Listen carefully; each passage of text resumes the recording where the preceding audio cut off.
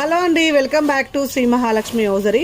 So ఇప్పుడు అన్నీ కూడా బ్యూటిఫుల్ ఎక్సలెంట్ అండ్ కొత్త కలర్ కాంబినేషన్లో ఉన్న కొత్త నైటీలన్నీ చూపిస్తున్నానండి.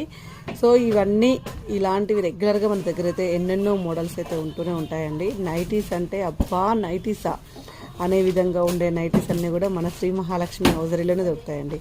ఇదైతే 100%. సో బ్యూటిఫుల్ కలర్ కాంబినేషన్లలో బ్యూటిఫుల్ నైటీస్ అండి. ఎక్కడ చూసి ఉండరు, ఎన్ని వెరైటీస్ అండి.